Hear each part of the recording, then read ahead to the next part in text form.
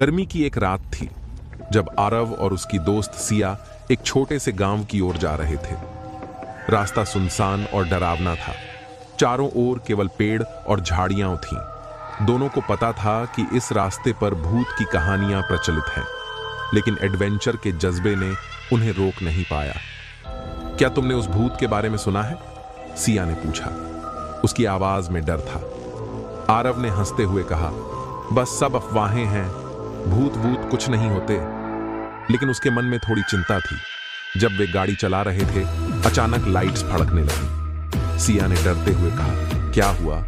ये लाइट्स क्यों फ्लैश कर रही हैं? आरव ने गाड़ी रोकी। उसने बाहर जाकर देखा और उसे एक धुंधली छाया दिखाई दी, एक महिला जो सफेद कपड़ों में थी। हमें यहां से जाना चाहिए, आरव ने कहा। उसकी आवाज में भय था। जैसे ही उसने गाड़ी फिर से स्टार्ट करने की कोशिश की, वह रुक गई।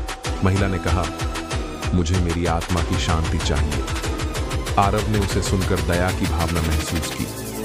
तुम्हारे बच्चे कहां हैं? उसने पूछा। महिला ने एक पुरानी हवेली की ओर इशारा किया जो सुनसान सड़क के किनारे थी। आरव और सिया ने एक दूसरे को देखा और तय किया कि वे मदद करेंगे। हवेली के दरवाजे पर पहुंचते ही चारों ओर खामोशी छा गई। अचानक दरवाजे बंद हो गए। महिला की चीख सुनाई दी।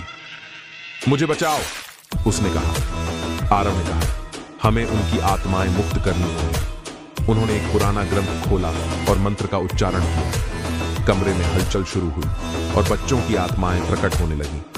महिला ने कहा, धन्यवाद, और एक चमकदार प्रकाश में विलीन हो गई। जब सब कुछ सामान्य हुआ तो आरव और सिया ने देखा कि वे हवेली से बाहर हैं।